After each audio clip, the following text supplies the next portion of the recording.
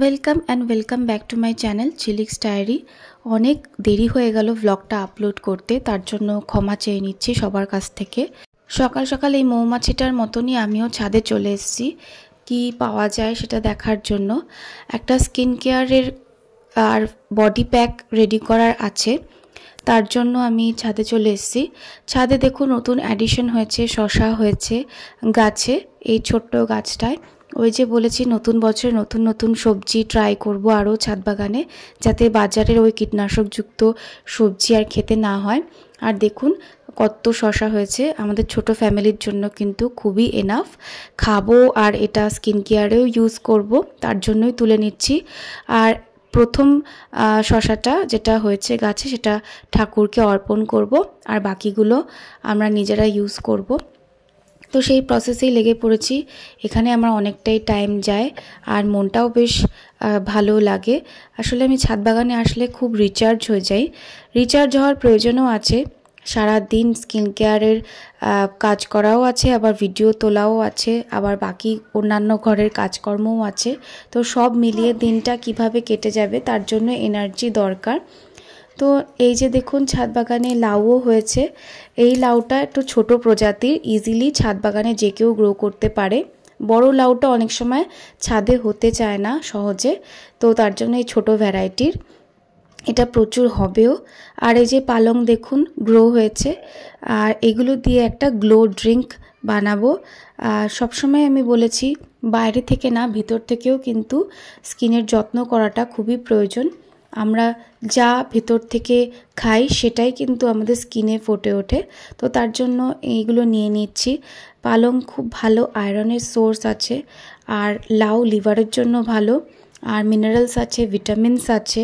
তো এই কচি লাউটা ছাদ বাগানে কেটে টুকরো করে মিক্সিং জারে নিয়ে নিচ্ছি, আর পালং পাতাটাও নিয়ে নিচ্ছি। এবার একটা ফাইন জুস বানিয়ে নিয়েছি। এই দেখুন গ্রিন জুস, এরকম যদি জুস রোজ সকালবেলা খাওয়া যায় তাহলে তো আর কথাই নেই, 1 মাসের মধ্যেই স্কিনে তার এফেক্ট পড়বে। তো এই গ্লো ড্রিঙ্কটা আগে খেয়ে নিচ্ছি। শুধু গ্লো ড্রিঙ্ক বলবো না, এটা এনার্জি ড্রিঙ্কও বটে, কারণ এরপরে শুরু হবে ভিডিও করাও, স্কিন কেয়ারও আর অন্যান্য কাজও। তো নিজেকে রিচার্জ করে নিচ্ছি প্রথমে, তারপরে এবার শুরু করছি। তো সামনেই অনেক অকেশন আছে। আমার যেরকম আমি প্রচুর নিমন্ত্রণ পেয়েছি, বিয়েবাড়িও আছে, আমার বান্ধবীর বিয়ে আছে, আবার বেবি শাওয়ার প্রোগ্রামও আছে, আবার নিজের বাড়ির কালী পুজোও আছে, সেখানেও অনেক গেস্টরা আসে, আর শ্বশুরবাড়ির পাড়ার অনেকেই আসে। আর জানেনই তো শ্বশুরবাড়ির পাড়ার সবাই আসা মানে বৌমা কেমন সেজেছে সেটা অবশ্যই দেখতে হবে। তো সেই জন্যই আমি ভালো করে রেডি হয়ে নিচ্ছি। পরপরই আর কি অকেশনগুলো পড়েছে। আবার আমার বান্ধবীর আইবুড়ো ভাতও আছে, তো সেই জন্য সব কিছু মিলিয়ে আমার পরপর অনেক অকেশন। তো এরপরে আর আমি টাইম পাবো না, তো একটা ফাঁকা টাইম দেখে আমি এগুলো করে নিচ্ছি। এগুলো খুবই ইম্পর্ট্যান্ট। শাড়ি পরতে হবে, শাড়ি পরা মানেই ব্লাউজ এরিয়া আর কোমর একটু হলেও দেখা যায়, খানিকটা পেটও দেখা যায়। তো সেই জন্য এই এরিয়াগুলোর হেয়ারটাকে রিমুভ করে নিচ্ছি। সারা বছর কিন্তু এগুলো করা হয় না, এই কালী পুজো আসলে বা এই অকেশন আসলে তখনই এগুলো করা হয়, আর দুর্গা পুজোর সময় মাঝে সাঝে করা হয়। তো যাতে আর সবসময় ভাবতে না হয়, দেখবেন এই জায়গাগুলোর যে পশমগুলো আছে সেগুলো রেজার দিয়ে যায় না, তো সেক্ষেত্রে ওয়্যাক্সিংটাই হচ্ছে শ্রেয়। আর পার্লারে যাওয়ার আর টাকা খরচ করার আমার একদমই টাইম নেই, তো বাড়ি বসেই ওয়্যাক্সিং করে নিচ্ছি। এখানে আমার মা আমার সাহায্য করছে।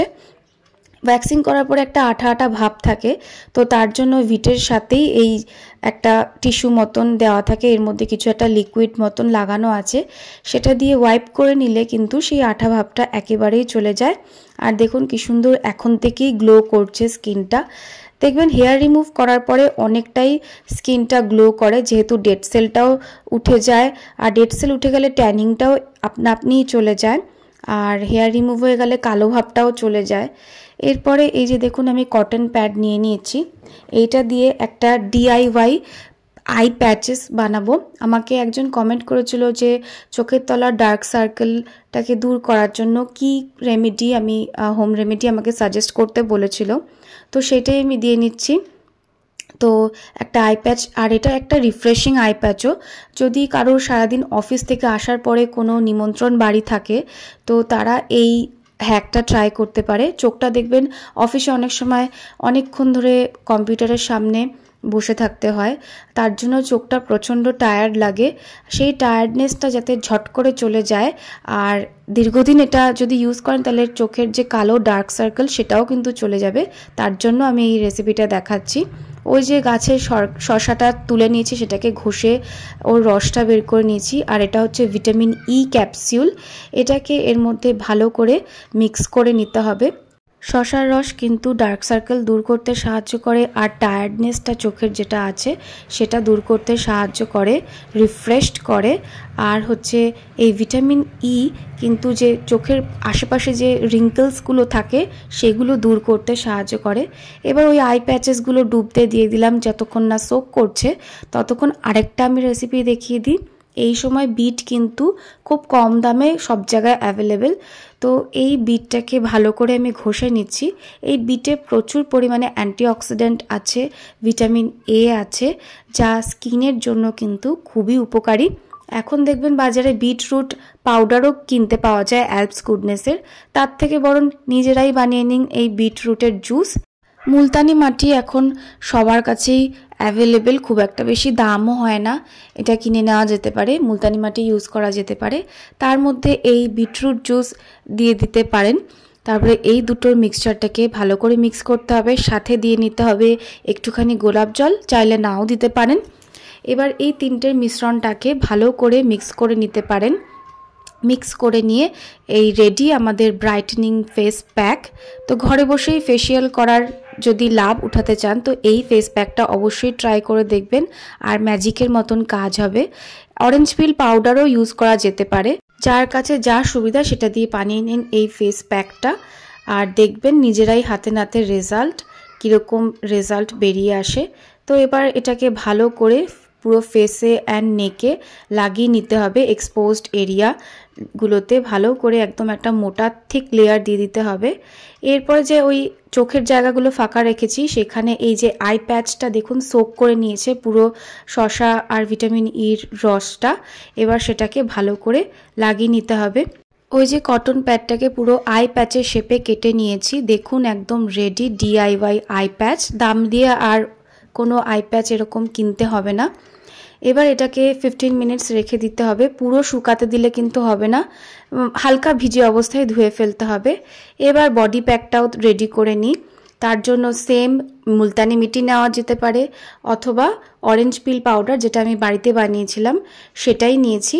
তার মধ্যে একটুখানি বিটরুট জুস নিয়ে নিচ্ছি, টক দই নিয়ে নিচ্ছি। টক দইতে ল্যাকটিক অ্যাসিড আছে, বিটরুটে তো বললামই অ্যান্টিঅক্সিডেন্টস আছে, ভিটামিন এ আছে, অরেঞ্জ পিল পাউডারে প্রচুর ভিটামিন সি আছে, বা মুলতানি মিটি নিতে পারেন। এটা খুবই যেটা যার সুবিধা হবে সেরকম তৈরি করে নেবেন। এবার এই প্যাকটাকে ইভেনলি পুরো বডিতে স্প্রেড করে নিতে হবে। তো আমি ভালো করে এটাকে স্প্রেড করে নিচ্ছি হাতে, পায়ে, আর যে কোনো এক্সপোজড এরিয়াতে। পুরো একদম গ্লো আপ রুটিন আমি দেখিয়ে দিচ্ছি, যে কোনো অকেশনের আগে ট্রাই করতে পারেন। একদম কম খরচে এই প্যাকটা রেডি হয়ে যাবে। একদম ছুটির দিন দেখে সময় হাতে নিয়ে বসে যাবেন, সব ঘরের কাজকর্ম সারার পরে একটা টাইম নিজের জন্য বের করে একদম রেডি হয়ে যাবেন। আর এইভাবে নিজেকে প্যাম্পার করবেন। নিজের খেয়াল রাখাটা কিন্তু খুবই জরুরি, আর যে কোনো অকেশনে গ্লোটা যেন আপনাদের বজায় থাকে সব থেকে বেশি, তার জন্যও কিন্তু এগুলো করাটা খুবই দরকার। আর যারা উডবি ব্রাইড আসছো, যাদের সামনেই বিয়ে, তারা কিন্তু এটা ট্রাই করতে পারেন, তাহলে দেখবেন খুবই ভালো রেজাল্ট দেবে। আর পার্লারে গিয়ে একগাদা টাকা খরচ করার দরকার হবে না। এরপরে স্নান করে আসার পরে একটুখানি বডি অয়েল লাগিয়ে নিচ্ছি। এখন থেকেই দেখুন স্কিনটা কি গ্লো করছে আর এত চকচক করছে। আপনারা চাইলে এটা ট্রাই করতে পারেন। যারা ব্রাইড আছো তাদের সামনেই বিয়ে, বডি পলিশিং বাড়িতে বসেই কিন্তু এইভাবে করে নেওয়া যায়। এত রেমেডির মধ্যে কোন রেমেডিটা চট করে করার ইচ্ছা আছে আপনাদের অবশ্যই কমেন্ট করে জানাবেন। এরপরে দেখাই যে আমি ফেস শেপ কিভাবে করি। তো তার জন্য নিয়ে নিচ্ছি ফেস অয়েল। এটা মিনিমালিস্টের স্কোয়ালেন ফেস অয়েল। এটাকে ইভেনলি গালে স্প্রেড করে দিতে হবে। তারপরে একটা রেজার, আমি ওই যে বোম্বে শেভিং কোম্পানির রেজার অর্ডার দিয়েছিলাম, তো সেইটা দিয়েই ভালো করে শেভ করে নিচ্ছি। তো বিয়েবাড়ি বা অকেশনে সবাই কম বেশি একটুখানি মেকআপ করেই, কিন্তু মেকআপটা দেখবেন অনেক সময় খুব কেকি লাগে। তার কারণ হচ্ছে এই যে ফেসে পশম থেকে গেলে কিন্তু এই মুখের মধ্যে মেকআপটা ঠিক বসতে চায় না, ফেটে ফেটে যায়, দেখতে খুব খারাপ লাগে। তো একটা স্মুথ মেকআপ বেসের জন্য অবশ্যই ফেসটাকে শেভ করে নিতে হবে যে কোনো অকেশনের আগে। আমি মান্থলি একবার শেভ করে নিই। ফেস শেভ করার পরে মুখটা প্রচণ্ড স্মুথ অ্যান্ড গ্লোয়িং লাগে। এরপরে একটা মাইসেলার ওয়াটার দিয়ে ভালো করে ফেসটাকে ক্লিন করে নিচ্ছি। এখন থেকেই দেখুন ফেসে কিন্তু কিছুই লাগানো নেই, কিন্তু কি সুন্দর গ্লো করছে। তো ফেস শেভ করার পদ্ধতিটা আমি দেখিয়ে দিলাম। এর একটা নিয়মও আছে, অনেকের ফেস শেভ করার পরে র্যাশেস ওঠে, তো তার জন্য কি করতে হবে সেটাও বলে দিচ্ছি। ফেস শেভ করার পরে একটা ভালো টোনার দিয়ে দিতে হবে, আমি এখানে রোজ ওয়াটার দিয়ে দিচ্ছি। আর তারপরেই কিন্তু সানস্ক্রিন লাগিয়ে নিতে হবে, কারণ শেভ করার পরে স্কিন সেন্সিটিভ হয়ে যায়, ফটো সেন্সিটিভ হয়ে যায়, সূর্যের রশ্মিতে বেশি সেন্সিটিভ হয়ে যায়, রেডনেস চলে আসে। তো তার জন্য সানস্ক্রিন লাগিয়ে নিতে হবে। আর ফেস শেভ করার কদিন পর্যন্ত কিন্তু কোনো স্কিন অ্যাক্টিভ মানে ভিটামিন সি বলুন বা অন্য কোনো কিছু না লাগানোই কিন্তু শ্রেয়। তো বাড়ি বসেই বডি পলিশিং আর ফেশিয়াল কিন্তু আমার কমপ্লিট হয়ে গেছে। যদি ভিডিওটা ভালো লাগে তো চ্যানেলটিকে লাইক করুন, শেয়ার করুন, সাবস্ক্রাইব করুন। Thank you.